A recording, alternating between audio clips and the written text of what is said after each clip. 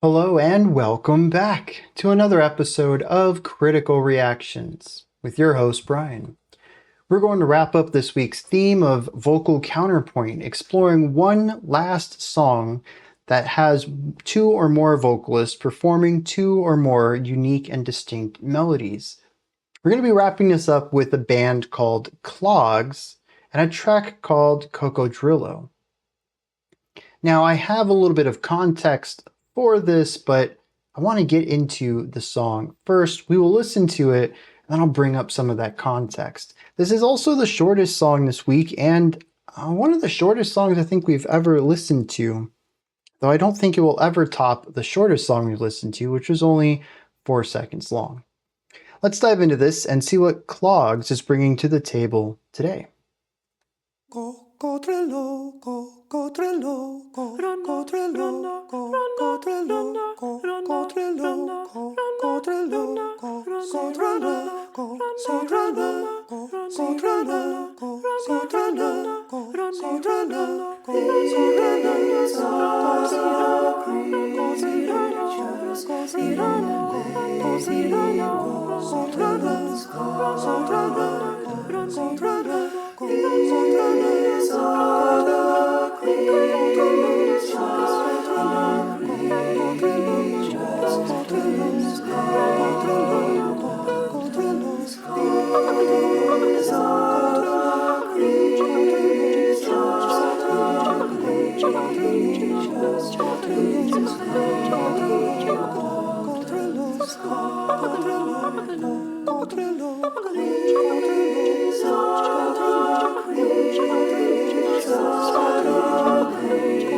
Absolutely gorgeous harmonies here.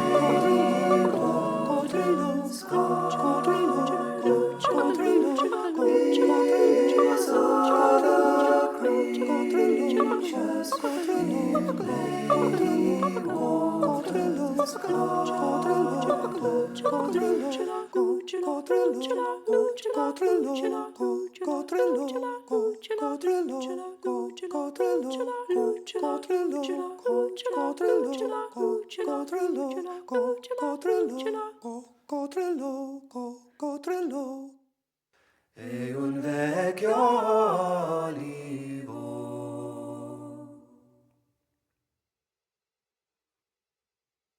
Very cool. All right, so I enjoyed that. This is purely a cappella, lots of rhythmic cadences in here. It ends up being not just, I think, vocal counterpoint, which, yes, there's a lot of moving vocal parts in it, but also something that leans towards Hocket. And honestly, I thought we were only going to be able to bring that up once this week, but here we go again. A Hocket is when multiple ideas can come together to form a single one. Or another way of looking at it is writing one musical concept and then doling out specific notes to different instruments so that it sounds like the musical concept is bouncing around between all the different voices. That's what feels like it's going on here. We have a little bit of polyrhythmic technique going on in here as well, where we have different rhythmic pulses based on all of the different voices. And they're basically, I guess what I'm coming to the conclusion here is there's a lot of vocals, they're all layered up, and they're creating complexity on the melodic, harmonic, and rhythmic elements of the song. It's actually quite incredible that it works as well as it does, and there's got to be a lot of forethought into how all of these different parts socket into each other and play off of and stack off of each other in a way that never feels chaotic, it never feels dissonant, it never feels overwhelming, that it all generally works together in a positive form. To me, that's honestly the most impressive part about it, is that it does all work together.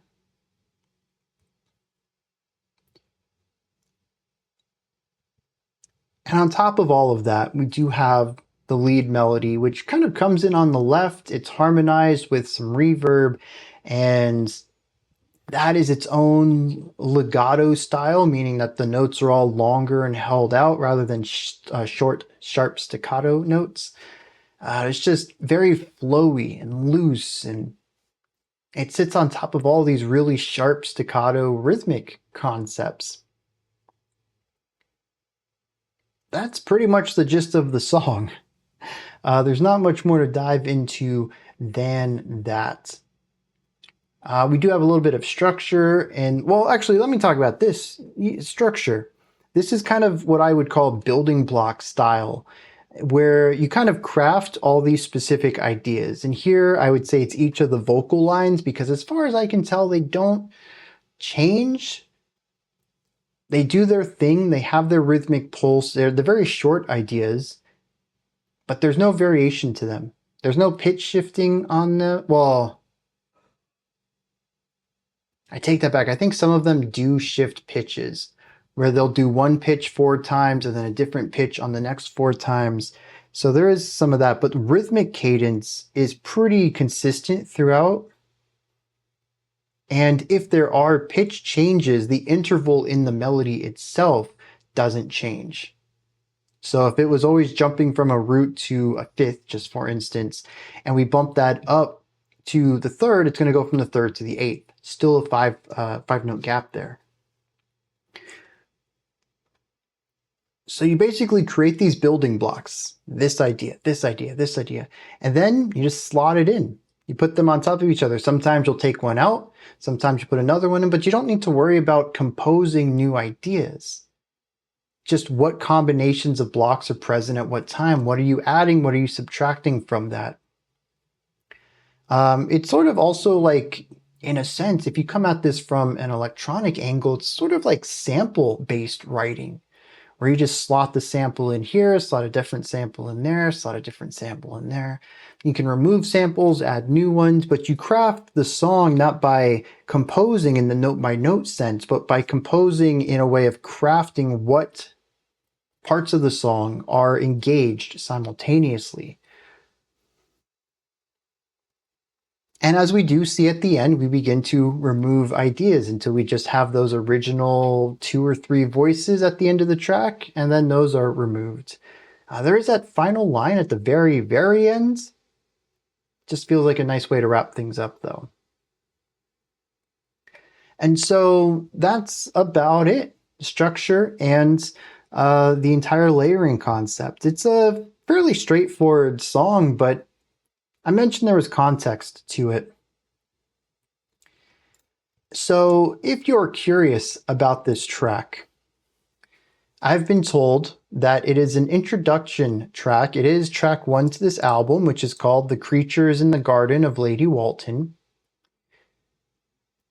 And that the album is a concept album inspired by a real-life garden in a villa in Italy, property of Susan Walton. The album itself is a mix of indie folk, neoclassical, and post-rock with a bit of operatic and theatrical edge. So if any of that sounds good, you might want to dig into this album. Now, what's going on with the lyrics is really interesting. We'll get to that in a second, though. I was told that despite being the only a cappella song in the album, it perfectly sets the mood and captures the overall vibe of the album extremely well.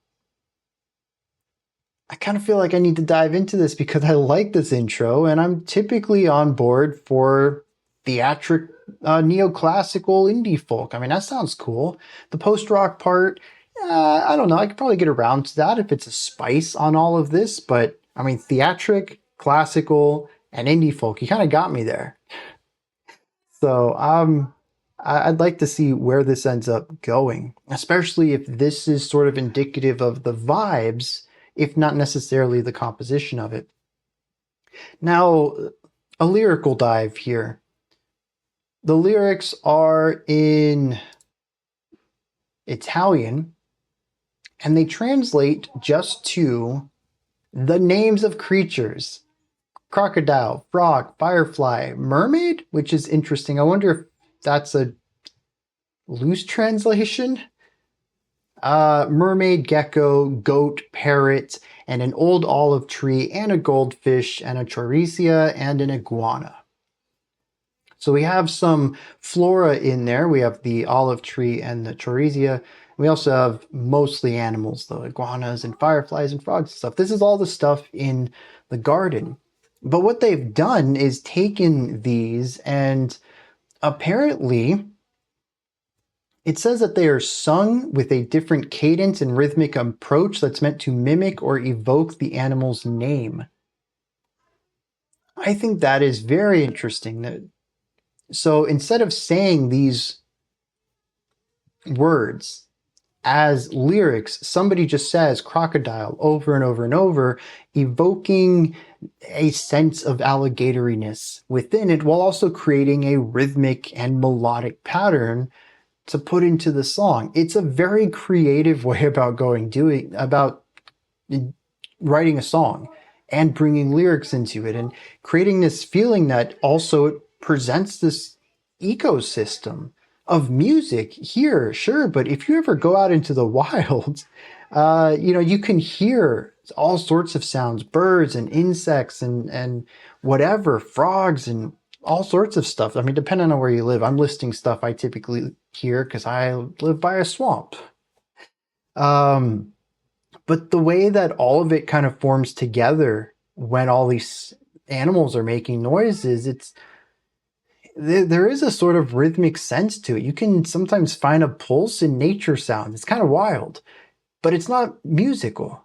But it does feel like an ecosystem. And that's sort of what they've done here, but just pushed more towards that musical realm.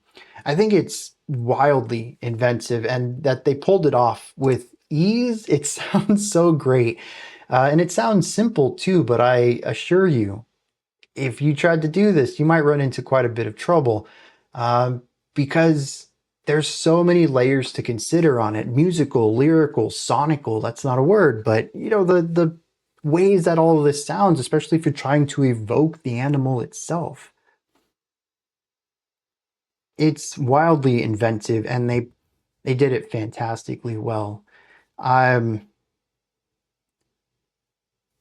I don't know, I'm kind of overwhelmed by how cool this is. Like, it's not a song that I think I would gush about its intricacies forever. It's not like super deep, dense, complex, but it does have a ton of charm, and there is a lot of really cool depth to it.